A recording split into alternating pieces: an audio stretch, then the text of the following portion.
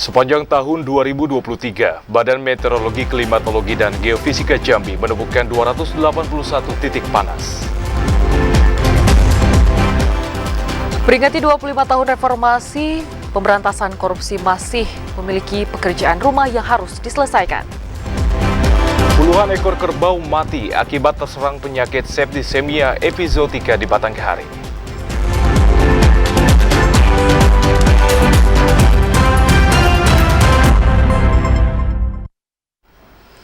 Assalamualaikum warahmatullahi wabarakatuh. Terima kasih Anda masih setia menyaksikan Jambi hari ini edisi Minggu 21 Mei 2023. Dan selain 3 topik utama tadi, redaksi kami juga telah menyiapkan sejumlah informasi penting dan menarik lainnya untuk Anda. Bersama saya Dapot Silalahi. Dan saya Omil Hayadi, inilah Jambi hari ini selengkapnya.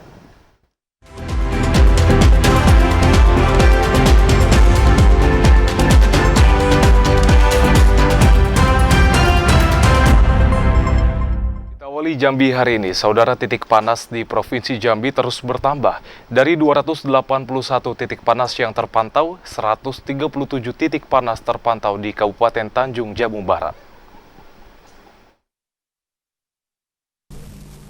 Sepanjang tahun 2023, Badan Meteorologi, Klimatologi, dan Geofisika BMKG Jambi menemukan 281 titik panas. Namun, tingkat kepercayaan titik panas yang muncul berkisar 30% hingga 79%. Kabupaten Tanjung Jabung Barat menjadi penyumbang terbanyak dengan jumlah 137 titik panas. Kemudian Kabupaten Merangin 41 titik, Kabupaten Batanghari 23 titik, Kabupaten Bungkol 15 titik, Kabupaten Sarawangun 27 titik, Kabupaten Kerinci 3 titik, Kabupaten Muaro Jambi 8 titik, Kabupaten Tebo 22 titik, dan Kabupaten Tanjung Jabung Timur 5 titik. Perakirawan BMKG Jambi Taufik mengatakan, titik panas yang muncul tersebut belum bisa dipastikan titik api yang menyebabkan kebakaran hutan dan lahan atau karhutla. Titik panas yang memunculkan titik api biasanya memiliki tingkat kepercayaan mencapai 80% hingga 100%. Januari sampai 16 Mei 2023 itu terpantau 281 titik hotspot, di mana kabupaten terbanyak itu di Tanjung Jabung Barat sebanyak 137 titik hotspot. Sementara untuk memastikan titik panas tersebut, BMKG Jambi juga berkoordinasi dengan BPBD dan unsur terkait, sehingga pencegahan karhutla bisa diantisipasi dengan cepat. Joko, TVRI Jambi melaporkan.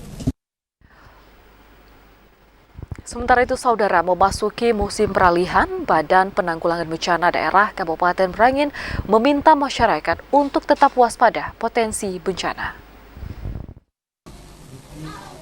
Memasuki musim peralihan dari musim hujan ke musim kemarau, membuat Badan Penanggulangan Bencana Daerah atau BPBD Kabupaten Merangin minta masyarakat waspada bencana. Kepala BPBD Merangin, Mardan Syahsaidi, mengatakan, masyarakat yang tinggal di lokasi rawan bencana diimbau untuk waspada, seperti masyarakat yang tinggal di bantaran sungai diminta waspada banjir maupun longsor. Sementara dalam cuaca yang panas, masyarakat diimbau tidak membakar apapun yang berpotensi terjadinya kebakaran hutan dan lahan. Jadi kita menyiapkan personil tim TRC dan menyiapkan peralatan mungkin dibutuhkan untuk evakuasi kalau banjir, itu perahu karet dan kendaraan rescue serta kendaraan trail untuk ke lapangan anggota tim TRC kami nantinya.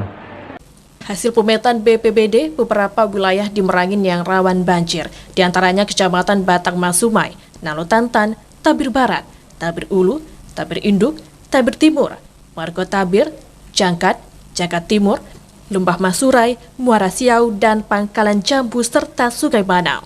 Sedangkan daerah rawan longsor, yakni Kecamatan Pangkalan Jambu, Sungai Banau, Jangkat Timur, Jangkat, dan Tabir Barat. Sementara daerah rawan kebakaran adalah wilayah padat penduduk, seperti di Kota Bangkok, Kecamatan Nalotantan, Kecamatan Tabir, Kecamatan Lembah Masurai, dan Kecamatan Muara Siau. Ramadan Cerbita Kasa, TVRI Jambi melaporkan.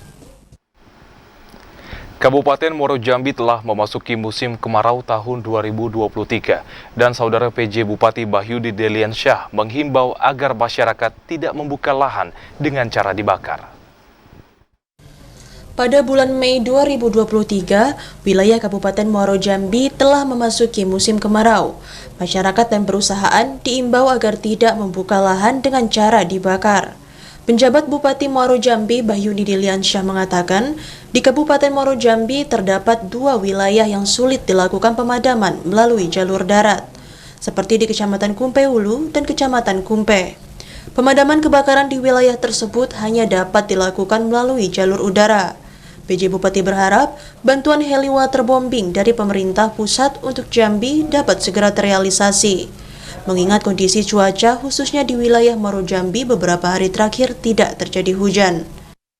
Kita komunikasi dengan Dandim, dengan Kapolres, karena di jajaran bawah beliau punya Babinsa dan Babin Kantipmas untuk melakukan sosialisasi untuk tidak membuka lahan dengan cara membakar di musim kemarau dan memberikan himbauan kepada masyarakat bahwa ini musim kemarau.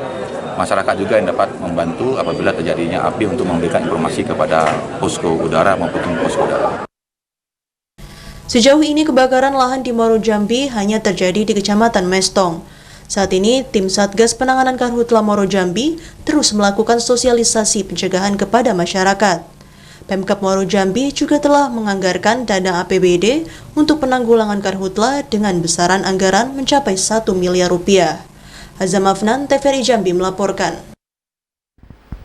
Beralih ke informasi lainnya, Saudara memperingati 25 tahun reformasi, masih banyak pekerjaan rumah yang harus diselesaikan. Salah satunya adalah pemberantasan korupsi. Pembenahan sistem politik dan kualitas politik harus dilakukan untuk menghentikan tindakan korupsi pada bangsa ini. Perjuangan reformasi belum usai dan harus terus dilanjutkan di berbagai aspek, salah satunya pada isu korupsi. Pengamat Hukum Jambi Arfai mengatakan, 2 sektor yang harus dibenahi dalam pemberantasan korupsi, yakni pembenahan sistem politik dan kualitas politik. Besarnya biaya politik perlu dibenahi dengan pengawasan yang transparan dan pembenahan pada sistem politik. Pasalnya pada beberapa hari terakhir, KPK menangkap sejumlah kepala daerah karena dugaan korupsi. Dengan sistem politik yang baik, maka ruang gerak untuk melakukan korupsi akan tertutup. Karena pada saat kita bergeser dari Orde Baru ke reformasi, yang kita dambakan, kita utamakan itu adalah politiknya, ya, bukan dalam pembenahan sistem politiknya. Pemberantasan korupsi tidak hanya menjadi perhatian bagi penegak hukum, namun termasuk perjuangan yang lebih dari masyarakat agar Indonesia terbebas dari korupsi. Azam, TVRI Jambi melaporkan. Sementara itu, Saudara, perjalanan reformasi di tanah air telah melalui masa 25 tahun sejak tercetus pada tahun 1998 dan hal tersebut perlunya pengawalan semua pihak agar reformasi tidak dianggap gagal. Tokoh pemuda Merangin Agus Manika menilai reformasi yang terjadi selama 25 tahun banyak mengalami perubahan. Meskipun memang tidak semua tuntutan terpenuhi sepenuhnya, hal ini dibuktikan dengan masih maraknya praktik korupsi, kolusi, dan nepotisme di lembaga negara, serta lemahnya penegakan hukum.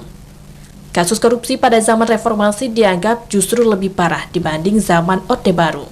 Dulu korupsi hanya dilakukan beberapa elit saja. Sekarang semua lembaga, mulai dari eksekutif, legislatif, yudikatif, marak terpapar korupsi. Karena itu perlu ada upaya pengawalan dari masyarakat, seperti mengawasi dan mengontrol jalannya pemerintahan. Sekecil apapun baik kepala desa, bupati, wali kota untuk mewujudkan kesejahteraan seperti yang diharapkan. Korupsi, kolusi, dan nepotisme masih marak terjadi hingga pada saat ini. Jadi harapan kami sebagai rakyat kecil, semoga reformasi ini kedepannya lebih baik dan kita sama-sama mengawal roda pemerintahan agar pemerintahan yang berjalan sekarang ini berjalan dengan lancar seperti yang kita inginkan. Agus berharap pemerintah bisa menjalankan agenda reformasi untuk kebaikan seluruh rakyat dan generasi muda yang akan datang. Ramadan Cerbita Kasa, TVRI Jambi melaporkan. Saudara, 25 tahun reformasi, berbagai tatanan negara di pemerintahan terus dilakukan pembenahan. Kondisi ini pula yang tengah berjalan di pemerintah Kabupaten Batanghari, salah satunya transparansi dalam memberikan pelayanan publik. Selain memaknai reformasi dalam kebebasan berpendapat dan berkumpul dalam menyuarakan aspirasi, Pemkab Batanghari kini juga tengah berupaya melakukan reformasi pembangunan lewat kinerja, salah satunya dengan memperbaiki sistem pelayanan publik untuk lebih transparan kepada publik. Bupati Batanghari Muhammad Fadil Arif mengatakan, perubahan ini pun terus berproses dengan membangkitkan semangat reformasi kerja di tubuh ASN. Bahkan untuk memenuhi itu semua ada beberapa program kerja yang dilakukan, seperti gotong royong dalam menyelesaikan setiap pekerjaan. Cara ini diyakini bisa memaksimalkan semua capaian kerja di setiap OPD. Jangankan warga yang mulai hilang di gotong royong, pegawai negeri juga mulai hilang. Sehingga kita lihat bagaimana temannya berduka, dia kadang-kadang tidak peduli ya. Nah, kekompakan salah satu membentuk teamwork yang baik adalah bentuk dari gotong royongan itu. Oh, kerja bersama itu wujudnya dalam bentuk gotong royong dari semua sisi kehidupan. Kita mulai berkurang. Ini yang kita juga tumbuhkan bagaimana PNS berkolaborasi dengan masyarakat. Bupati juga berharap ke depan semangat reformasi ini dapat terus ditingkatkan dari berbagai kalangan agar tatanan di pemerintahan dapat berjalan lebih baik. Ade Juniawan, TVRI Jambi melaporkan. Saudara, usai jeda kami akan kembali dengan sejumlah informasi penting dan menarik lainnya. Di antaranya Komisi Pemilihan Umum Kabupaten Tebo menemukan 2 kepala desa aktif di Legislatif Kabupaten Tebo.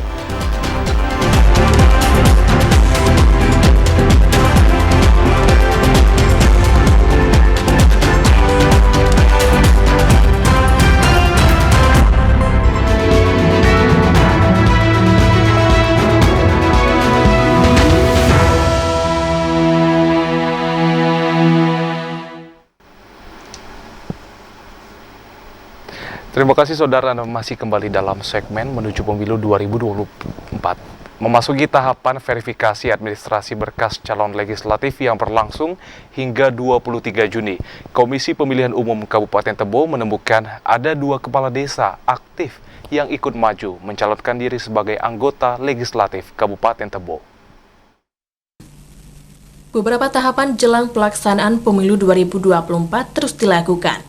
Usai tahapan penerimaan berkas bakal calon legislatif yang dilaksanakan pada 1 Mei hingga 14 Mei, kini tahapan pemilu memasuki pelaksanaan verifikasi administrasi berkas pengajuan bakal calon legislatif yang dimulai sejak tanggal 15 hingga 23 Mei. Namun dalam pelaksanaannya, pendaftaran bakal calon legislatif terindikasi adanya kepala desa yang masih aktif pada daerah pemilihan 3 yang ikut mencalonkan diri sebagai anggota legislatif Kabupaten Tebo. Ketua Komisi Kabupaten Tebo Basri menyampaikan, sesuai peraturan Komisi Pemilihan Umum PKPU nomor 10 tahun 2023 tentang pencalonan anggota DPR RI, DPRD Provinsi dan Kabupaten Kota diatur dalam pasal 12, pasal 14 dan pasal 18. Bupati, Wakil Bupati, serta Wali Kota dan Gubernur juga TNI, Polri, ASN, dan jabatan lainnya harus mundur dari jabatannya. Saat ini pihaknya masih melakukan pendalaman terkait indikasi kades aktif yang maju sebagai caleg tersebut. Verifikasi berkas pengajuan bakal calon yang tahapannya masih berlangsung saat ini. Informasinya memang ada nama bacalek ya, yang kebetulan berproses sebagai kepala desa. Itu kan memang diatur dalam PKPU secara jelas bahwa mereka kalau memang mendaftar harus menyampaikan pengunduran diri pada saat pendaftaran, dan nanti pengunduran dirinya itu putus setelah saat mau di CT atau daftar calon tetap. Sementara itu, untuk di Kabupaten Tebo, ada 1 partai politik yang tidak mengajukan bakal calon ke KPU Tebo dari 18 partai politik peserta pemilu. Intizam, TVRI Jambi melaporkan. Sementara itu, saudara, daftar pemilih sementara hasil perbaikan Kabupaten Tanjung Jabung Timur berkurang. Hal ini disebabkan banyaknya data yang dinyatakan tidak memenuhi syarat. KPU Kabupaten Tanjung Jabung Timur membuka masukan dan tanggapan terhadap daftar pemilih sementara hasil perbaikan atau DPSHP untuk pemilu 2024 mendatang. Masukan dan tanggapan masyarakat tersebut dibuka pada 17 hingga 23 Mei 2023. Beberapa masukan yang bisa dikirim oleh masyarakat diantaranya calon pemilih baru jika belum terdaftar, adanya perubahan elemen data pemilih, perubahan lokasi TPS pemilih, hingga adanya data invalid seperti jenis kelamin dan umur. Komisioner KPU Kabupaten Tanjung Jabung Timur Muhammad Kinas mengatakan DPSHP Kabupaten Tanjung Jabung Timur saat ini mencapai 174.614 pemilih yang terdiri dari 11 kecamatan, 93 desa atau kelurahan, serta 713 tempat pemungutan suara. Jumlah pemilih laki-laki 88.804 dan pemilih perempuan 85.810. Jumlah pemilih merupakan hal yang dinamis sehingga sangat memungkinkan terjadi perubahan. Tidak ada kendala pada pendataan validasi KPU menggunakan Sistem Informasi Data Pemilih atau SIDALIH. Selain itu, KPU Kabupaten Tanjung Jabung Timur juga berkoordinasi dengan Dinas Kependudukan dan Pencatatan Sipil setempat. Ada yang TMS meninggal dunia, ada juga yang TMS-nya karena memang masih kita dalam DPS kemarin yang kita tetapkan itu terdapat pemilih-pemilih yang ganda, baik itu ganda antar kabupaten, antar provinsi, bahkan ada yang ganda dengan data. Kan ada pemilih juga di luar negeri itu. Sebagian warga Tanjung Jabung Timur terdaftar di Tanjab Timur, ada juga yang terdaftar di luar negeri, Mas. Sebelumnya, data DPSHP Kabupaten Tanjung Jabung Timur mengalami pengurangan dari angka awal 175.777 pemilih.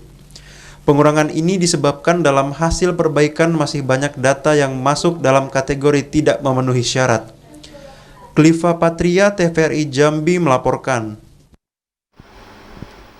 Ya, saudara, sementara itu polisi mengingatkan kerawanan konflik dan kecurangan saat tahapan pemilu 2024. Masyarakat diminta melapor ke Gakumdu atau Bawaslu mencegah kerawanan tersebut. Direktorat Intelkam Polda Jambi telah memetakan kerawanan pada pemilu 2024 mendatang. Sejauh ini di Provinsi Jambi tingkat kerawanan terbagi menjadi kerawanan konflik dan kecurangan. Kasubdit Politik Dit Intelkam Polda Jambi AKBP Bagus Santoso mengatakan berbagai macam kecurangan dapat terjadi selama tahapan pemilu memuluskan kemenangan yang mencalonkan diri. Kecurangan tersebut mulai dari pencurian data KTP hingga upaya politik uang. Oleh sebab itu, masyarakat diminta waspada terhadap kecurangan-kecurangan tersebut. Masyarakat dapat melaporkan kecurangan tersebut ke Bawaslu atau Tim Gabungan Penegak Hukum Pemilu 2024. Selain kerawanan kecurangan, kerawanan konflik juga terdeteksi di Provinsi Jambi. Berdasarkan Indeks Kerawanan Pemilu Bawaslu, daerah rawan pemilu 2024 terdapat di Kabupaten Batanghari, Kabupaten Kerinci, dan Kota Sungai Penuh. Arya Haryono, TVRI Jambi melaporkan.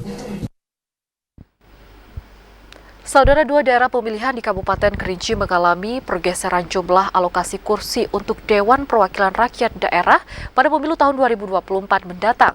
Dapil tersebut meliputi Dapil 4 dan Dapil 2. Ketua Komisi Pemilihan Umum Kabupaten Kerinci Kumaini mengatakan dari 5 daerah pemilihan di Kabupaten Kerinci terdapat 2 dapil yang mengalami pergeseran alokasi kursi untuk Dewan Perwakilan Rakyat Daerah pada pemilihan umum tahun 2024 mendatang. Kedua dapil tersebut diantaranya Dapil 4 yang meliputi Kecamatan Batang Merangin, Danau Kerinci, dan Sitinjau Laut. Dari sebelumnya berjumlah 6 kursi, kini berkurang menjadi 5 kursi. Sementara untuk Dapil 2 yang meliputi Kecamatan Kayu Aro Barat, dan Gunung Tujuh, sebelumnya berjumlah 6 kursi, kini bertambah menjadi 7 kursi.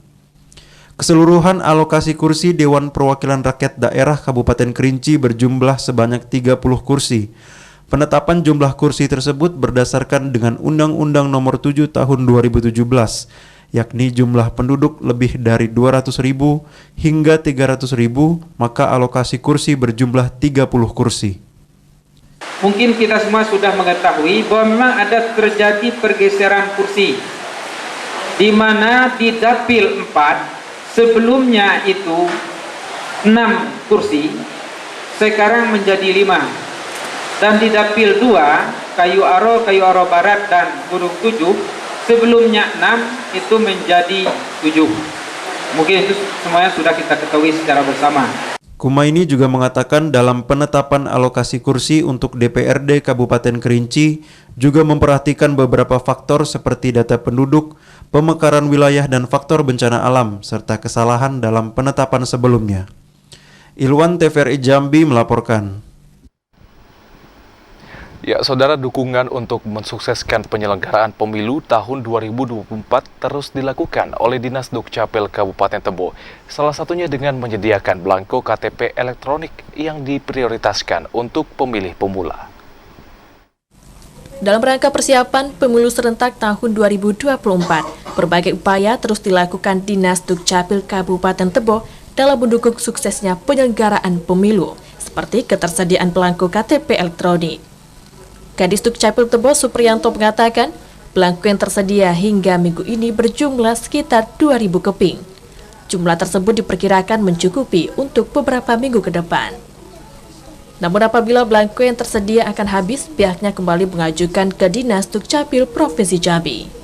Selain memprioritaskan belangko KTPE untuk pemilih pemula, belangko tersebut juga bisa digunakan untuk masyarakat Kabupaten Tebo yang belum memiliki KTPE. Kami juga sudah berkoordinasi kepada provinsi maupun di pusat untuk ketersediaan belangko pemilih pemula, insya Allah tersedia. Sementara itu, selain menyediakan belangko KTPE, Dinas Dukcapil juga terus berusaha melakukan pola jemput bola atau turun langsung ke desa-desa untuk melakukan perekaman maupun perbaikan administrasi kependudukan lainnya.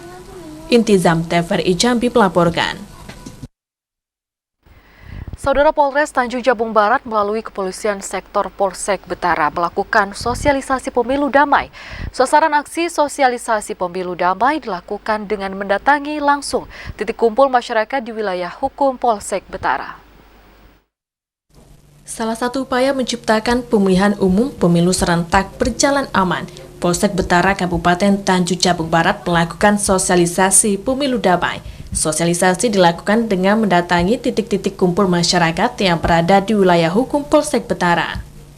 Kapolsek Betara Kabupaten Tanjung Jabung Barat AKP Dasep mengatakan, sosialisasi ini dilakukan untuk memberikan pemahaman pentingnya proses demokrasi agar berjalan sebagaimana mestinya tanpa adanya kegaduhan, mulai dari proses hingga pasca pemilu. Masyarakat diharapkan dapat memberikan hak pilih sesuai hati nurani, tanpa adanya paksaan dari siapapun. Saat memberikan hak pilih, masyarakat diimbau jangan berdasarkan politik uang, agar terpilih wakil rakyat yang benar-benar memperhatikan kesejahteraan masyarakat. Hari ini kami melaksanakan sambang, tepatnya di Desa Serdang Jaya bersama masyarakat, mengimbau kepada masyarakat agar menggunakan hak pilihnya di pemilu 2024. Karena itu menentukan nasib bangsa ke depan, sampai ada yang golput. Dan menitipkan juga kepada masyarakat untuk selalu menjaga Kamtibmas di wilayah kita agar tetap kondusif sehingga pemilu 2024 dapat terlaksana dengan aman, tertib, nyaman dan terkendali. Ya. Khusus para caleg yang akan bertarung di wilayah Betara juga diimbau untuk dapat menjaga ketenangan dalam mengikuti tahapan pemilu, sehingga tidak terjadi pelanggaran. Selain itu, masyarakat yang terlibat menjadi tim sukses pemenangan agar tidak terpecah akibat perbedaan pilihan. Didi Haryadi, TVRI Jambi melaporkan.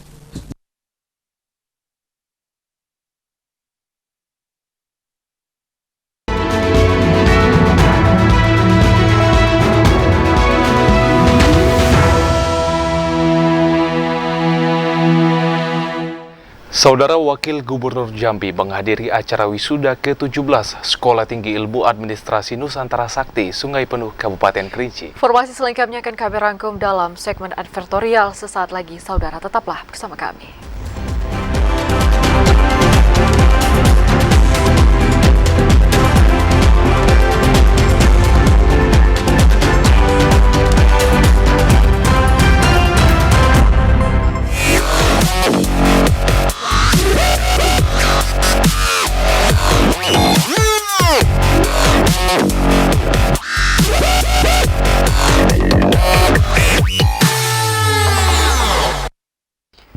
Anda kembali bersama kami dalam segmen advertorial. Saudara Wakil Gubernur Jambi menghadiri acara wisuda ke-17 Sekolah Tinggi Ilmu Administrasi Nusantara Sakti, Sungai Penuh, Kabupaten Kerinci. Wagub berharap para lulusan dapat membuktikan kompetensi dan intelektualitas di dunia kerja dan karya nyata. Wakil Gubernur Jambi Abdullah Sani Sabtu kemarin menghadiri acara wisuda ke-17 Sekolah Tinggi Ilmu Administrasi Nusantara Kota Sungai Penuh, Kabupaten Kerinci. Sebagai satu-satunya kampus yang memiliki jurusan administrasi di Kota Sungai Penuh dan Kabupaten Kerinci, STIA Nusa kembali melahirkan lulusan terbaiknya sebanyak 181 mahasiswa dari program studi ilmu administrasi negara. 10 tahun ini STIA Nusa sudah banyak melahirkan alumni-alumni dari berbagai kalangan serta profesi. Hari ini adalah wisuda angkatan ke-17. Jadi alumni kita sudah berjumlah 3.325 orang. Wakil Gubernur Jambi Abdullah Sani mengatakan, perguruan tinggi menjadi salah satu elemen penting dalam meningkatkan indeks pembangunan manusia Provinsi Jambi. Perpaduan institusi pendidikan yang berkualitas menjadi harapan tinggi dalam mencetak generasi yang berkualitas dan berdaya saing.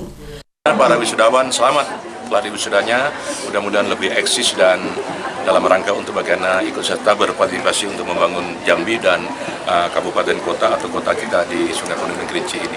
Dan tentunya tidak kalah penting pesan saya kepada adik-adik semuanya, terus belajar, mengembangkan dirinya supaya bertumbuh berkembang dalam rangka untuk persiapan ikut bersama-sama membangun Jambi dan kota kita tercinta ini. Abdullah Sani berharap para alumni untuk memanfaatkan ilmu yang didapatkan untuk turut ikut serta dalam membangunkan Provinsi Jambi. Ilwan TVRI Jambi melaporkan. Wakil Gubernur Jambi Abdullah Sani menghadiri acara syukuran pelepasan jamaah haji Desa Sungai Liuk, Kota Sungai Penuh. Wakil Gubernur berharap tradisi pelepasan calon jemaah haji dapat terus dilestarikan. Wakil Gubernur Jambi Abdullah Sani menghadiri acara syukuran pelepasan calon jemaah haji dari 4 desa di Masjid Baitunur Sungai Liuk, Kecamatan Pesisir Bukit, Kota Sungai Penuh.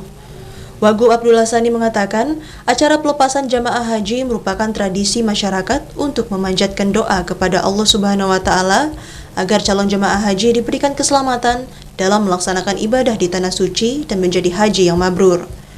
Abdullah Sani berharap agar tradisi pelepasan calon jemaah haji dapat dilestarikan sebagai bukti penghargaan dan penghormatan masyarakat kepada calon jemaah haji yang akan berangkat ke tanah suci.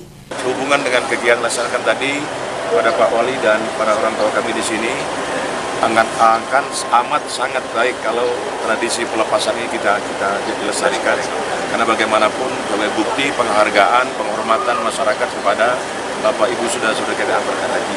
Dan sekali kita doakan mudah-mudahan Bapak, Ibu, saudara kita yang berangkat ini diberikan anugerah haji yang mabrur dan mabrur.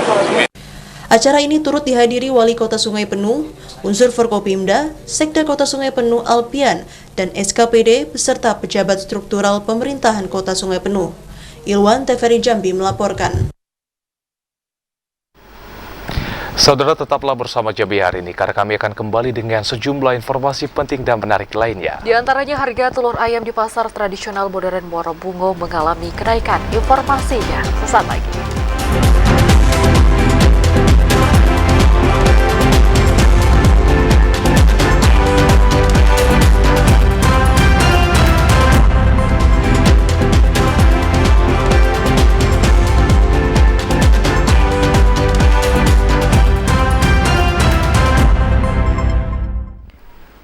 Anda kembali bersama kami di Jambi hari ini. Saudara, haul menjadi tradisi yang mendarah daging dalam budaya masyarakat Islam di berbagai daerah, termasuk di Jambi. Melalui haul diharapkan generasi saat ini atau generasi selanjutnya tidak melupakan jasa-jasa ulama terdahulu dan menjadikannya sebagai acuan keteladanan. Haul merupakan suatu tradisi dalam budaya masyarakat Islam Nusantara. Tradisi haul dalam prakteknya memperingati tahun kematian seseorang, baik itu tokoh agama maupun tokoh masyarakat Islam biasa. Haul telah mendarah daging dalam budaya masyarakat Islam di berbagai daerah, termasuk di Provinsi Jambi. Seperti Haul Akbar Tanjung Raden tahun 2023, sekaligus Halal bin Halal digelar dalam rangka peringatan 1 tahun pesantren Tanjung Raden Al-Mustafain. Peringatan haul diisi dengan menceritakan biografi puluhan alim ulama serta guru terdahulu yang mengabdikan dirinya untuk mengajarkan Islam di Tanjung Raden. Di antaranya Raden Abdurrahman atau guru bujang doa, Raden Abdullah atau guru dongget, Raden Hanafia atau Datuk Uning Hanafia, Raden Ibrahim atau Datuk Cek, dan lainnya. Pembacaan biografi ulama, Raden Suhaili berharap generasi saat ini dan generasi selanjutnya dapat meneguhkan silsilah atau mata rantai sanad keilmuan, acuan keteladanan, dan wadah silaturahmi bagi para murid, zuriat Sohibul Haul, dan seluruh masyarakat. Maknanya haul ini kami mengharapkan turunnya rahmat dan barakah Allah buat kampung kelurahan kami ini, sehingga menjadi kelurahan yang baldatun thayyibatun wa ghafur ghafur, menjadikan pondok ini di tempat ini pondok pesantren yang maju demi akhlak dan kebaikan anak-anak kami di masa yang akan datang. Pimpinan Pondok Pesantren Tanjung Raden Al-Mustafain, Ahmad Solihin Mutakin, berharap Ponpes ini mampu mencetak generasi yang unggul di bidang akademis dan akhlak, budi pekerti, serta benteng pertahanan moral di tengah kemajuan teknologi. Kita memiliki beberapa program, diantaranya pesantren Sabtu Ahad itu 17 putra dan 12 orang putri. Sedangkan madrasah Diniyah Wusto itu berjumlah 6 orang, dan madrasah Quran Hadis berjumlah 5 orang. Insya Allah tahun depan atau tahun ajaran 2003-2004 kita akan membuka TK Quran Hadis dan madrasah Hifzul Quran. Haul Akbar Tanjung Raden ini diawali dengan maulid ad-diyahul lami' dan syukuran, pembacaan biografi masyaikh, dan ditutup dengan pembacaan doa. Beberapa pekan sebelumnya telah dilakukan ziarah kubroh atau ziarah ke makam Sohibul Haul. Andri Wijaya, TVRI Jambi melaporkan. Beralih ke sorotan lainnya, saudara, kasus penyakit septisemia epizootica masih ditemukan menyerang hewan ternak dan sedikitnya 69 ekor hewan milik peternak mati akibat terserang penyakit tersebut. Kasus penyakit septisemia epizootica masih menjadi kekhawatiran di kalangan peternak sapi maupun kerbau di Batanghari. Dalam 2 bulan terakhir, terdapat 108 kasus penyakit tersebut yang menyerang kerbau. Mayoritas ternak yang terjangkit penyakit berada di Desa Jeluti, Kecamatan Batin 24. Kepala Dinas Perkebunan dan Peternakan Batanghari, Mara Mulyapani, mengatakan terdapat 69 ekor ternak yang mati, sehingga memaksa peternak melakukan pemotongan paksa bagi hewan yang terjangkit penyakit. Namun pemerintah juga telah melakukan berbagai pencegahan, salah satunya dengan pemberian vaksinasi. Wabah SE di Kabupaten Batanghari sangat tinggi. Jadi penularan ini memang penyakit ini adalah musiman, ya. Musiman yang berawal daripada terjadinya serangan wabah ini di Kabupaten Sarolangun. Ternak yang terserang, yang udah mati ini dibuang ke sungai.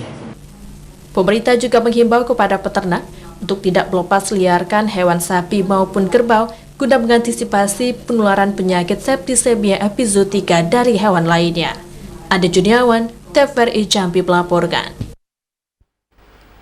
Sementara itu, saudara, harga telur ayam di pasar tradisional modern Muara Bungo mengalami kenaikan. Harga telur ayam dijual Rp63.000 per karpet yang sebelumnya dijual seharga Rp60.000 per karpet.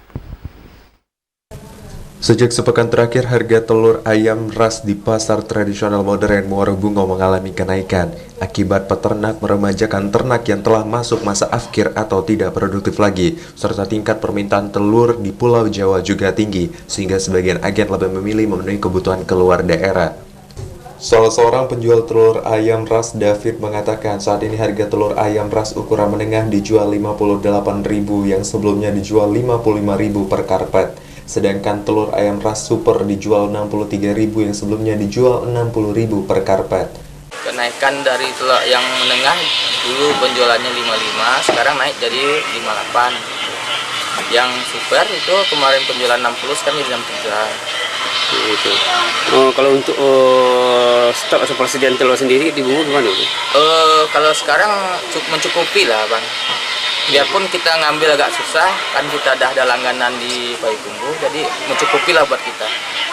Sementara itu untuk harga sembako lainnya masih stabil. Pedagang berharap pemerintah dapat melakukan upaya dan antisipasi agar kenaikan harga telur ayam ras tidak terus mengalami kenaikan. Mukriandi, TVRI Jambi melaporkan. Saudara, tahap verifikasi calon kelompok tani penerima bantuan program pembentukan kampung pangan terpadu di Provinsi Jambi selesai dan hal tersebut akan segera dikucurkan. Tahap verifikasi bagi setiap calon kelompok tani penerima bantuan program pembentukan kampung pangan terpadu di Provinsi Jambi sudah selesai. Untuk itu program tersebut akan segera dikucurkan. Kepala Dinas Ketahanan Pangan Provinsi Jambi Asraf mengatakan, penyaluran bantuan senilai Rp50 juta untuk setiap kelompok penerima paling lambat dilakukan pada pertengahan bulan Mei 2023. Berdasarkan hasil verifikasi yang dilakukan, ada 35 desa dan 61 daerah rawan pangan yang akan mendapatkan bantuan tersebut melalui kelompok tani yang sudah terverifikasi. Setiap kelompok kampung pangan terpadu akan didorong mengembangkan komoditas bahan pangan berdasarkan karakteristik daerah. Melalui program ini, masyarakat ditargetkan mampu memenuhi kebutuhan pangan secara mandiri, sehingga tidak lagi bergantung pada ketersediaan pangan di pasaran yang akhirnya menjadi penyebab inflasi. Strategi ketahanan pangan dari pemerintah Provinsi Jambi juga bertujuan untuk membentuk alur distribusi pemenuhan komoditas pangan di daerah. Semua, ya, verifikasi kelompok sudah clear semua, ya tinggal kelompok membuat rekening, langsung kita cairkan pencairan. Berapa itu nominalnya untuk kelompok? Satu kelompok 50 juta. Ya, kecuali ada yang ada dua kelompok yang pokir itu 150. Kalau pokir itu memang 150. Artinya akan dicairkan untuk awal bulan Mei ini? Insya Allah. Ya, insya Allah di bulan Mei sudah bisa cair ke rekening kelompok masing-masing. Itu untuk pangan apa saja, Pak? Nah, jadi itu untuk bantuan kelompok tani, ya bisa saja menanam cabai, gitu, ya, kemudian nanam sayur, ya, kemudian beternak ayam dan lain sebagainya bisa. Asraf juga mengatakan, khusus untuk dua kelompok kampung pangan terpadu yang masuk dalam pokok pikiran Dewan akan mendapatkan bantuan senilai Rp150 juta. Randy Arta, TVRI Jambi melaporkan. Saudara, DPRD Provinsi Jambi mendakapi positif program subsidi rumah untuk buruh yang direncanakan oleh pemerintah daerah melalui anggaran APBD tahun 2023. Ketua DPRD Provinsi Jambi Edi Purwanto menanggapi positif rencana pemerintah provinsi yang akan menggulirkan program subsidi rumah bagi buruh yang belum memiliki hunian. Stimulan yang akan dikucurkan dalam bentuk bantuan uang muka untuk pembelian rumah bagi para buruh dinilai merupakan rencana yang baik. Edi mengatakan, untuk memastikan bergulirnya program tersebut, OPD terkait diminta untuk lebih dulu menyusun perumusan alokasi anggaran APBD yang bisa digunakan untuk program itu. Perumusan program yang digarap secara detail harus mampu dilakukan pemerintah agar program subsidi rumah ini dapat direalisasikan dengan baik dan berdampak maksimal pada peningkatan kualitas kehidupan kaum buruh. Edi menekankan, program subsidi rumah untuk buruh memungkinkan untuk disetujui Dewan jika pemerintah bisa merumuskan rencana kerja program tersebut secara benar. Tadi juga memberikan respon, salah satunya akan kita coba memberikan stimulan bagaimana bantuan terkait kredit rumah uang muka. Nanti saya berharap nanti dirumuskan secara detail sehingga ini akan berdampak baik kepada buruh itu sendiri. Edi juga menyampaikan persetujuan penggunaan APBD Provinsi Jambi tahun 2023 untuk program subsidi rumah bagi kaum buruh akan bergantung pada postur anggaran yang bisa digunakan. Randy Arta, TVRI Jambi, melaporkan. Usai jeda, kami akan kembali dengan sejumlah informasi penting dan menarik lainnya. Di antaranya warga Kota Padang antusias naik ke kapal perang Republik Indonesia Banda Aceh.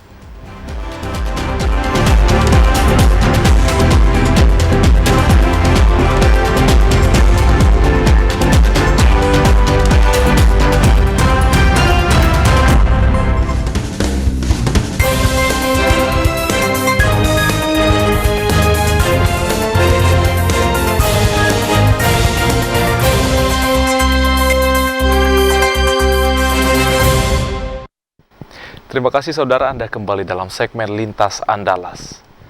Harga telur ayam ras di pasar tradisional Kota Bengkulu terus mengalami kenaikan yang sangat tinggi, mulai dari harga Rp55.000 hingga Rp60.000 per karpet. Di sejumlah daerah harga telur ayam ras mengalami kenaikan cukup tinggi, tak terkecuali di Kota Bengkulu.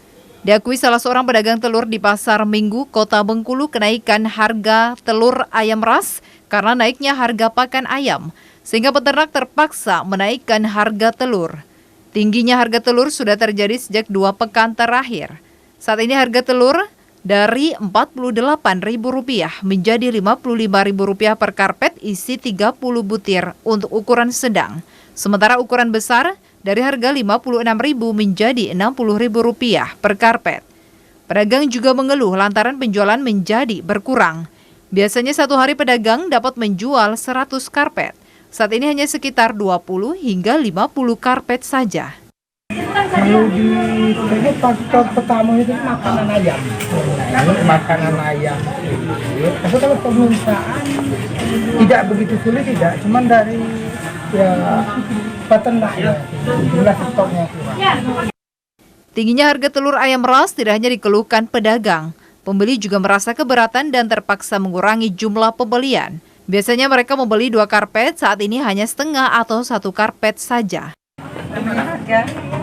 Mengurangi pembelian. Kita beli dikit ya, sesuai dengan tentunya gimana ya, sesuai dengan pendapatan penghasilan. Harapan kita seperti apa, Bu? Ya, harapan kedepannya semoga harga stabil ya. Pedagang mengaku kenaikan harga telur ayam ras diprediksi akan kembali mengalami kenaikan harga. Tim Liputan TVRI Bengkulu melaporkan. Kita ke Provinsi Sumatera Barat, saudara. Usai mengantarkan peserta latihan Integrasa Taruna Ureda atau Latsit dan Nusantara ke-45 dan bersandar di kawasan Teluk Bayur, kapal perang Republik Indonesia Banda Aceh mengizinkan warga Kota Padang naik ke atas kapal. Sejumlah warga sangat antusias mengenal KRI Banda Aceh.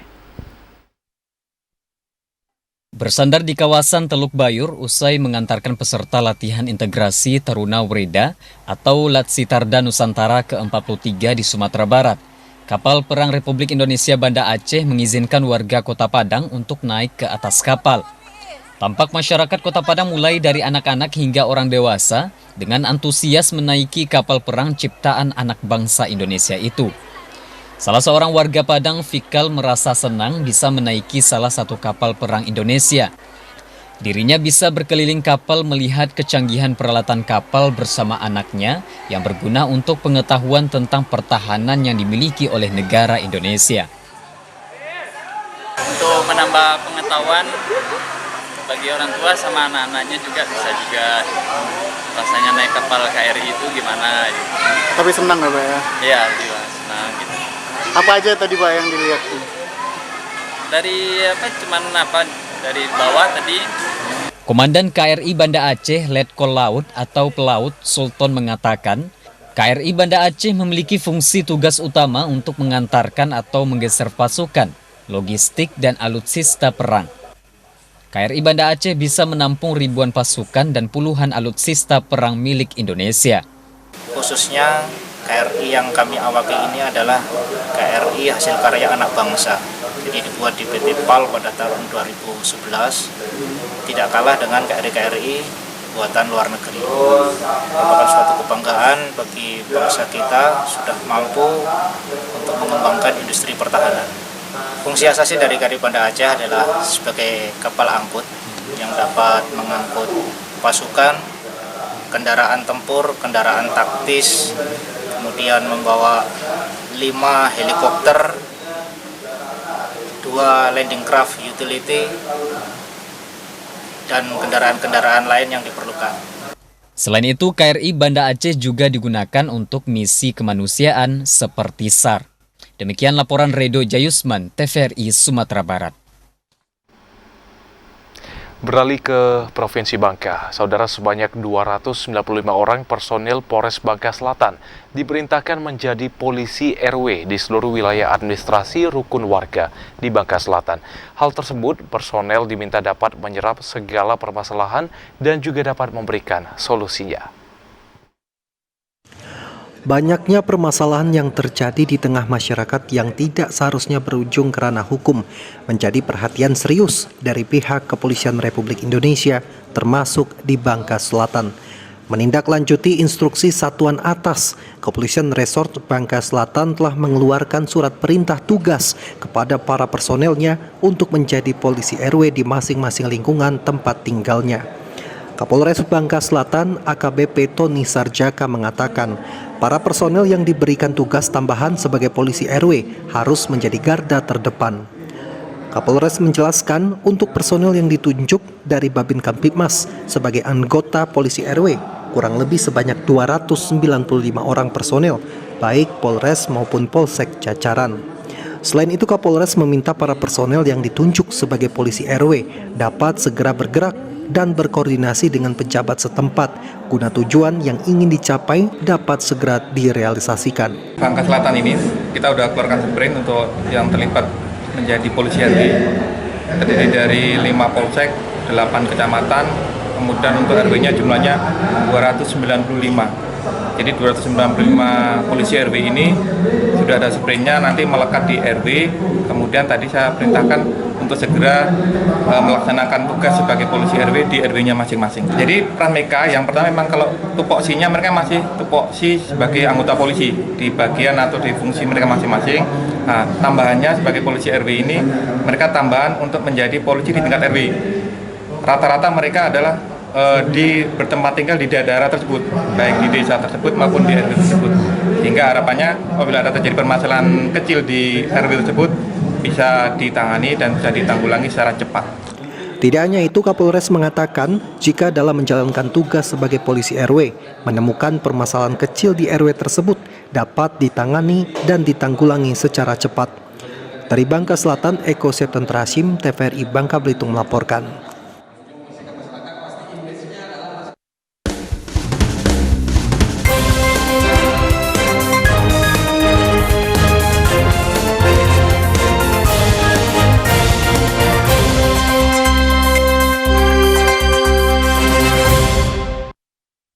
Dan saudara, informasi tadi sekaligus menutup perjumpaan kita di Jambi hari ini. Terima kasih atas perhatian dan kebersamaan Anda. Saya Dapot Silalahi. Dan saya Omil Hayadi bersama kerabat kerja yang bertugas pamit undur diri. Wassalamualaikum warahmatullahi wabarakatuh dan sampai jumpa.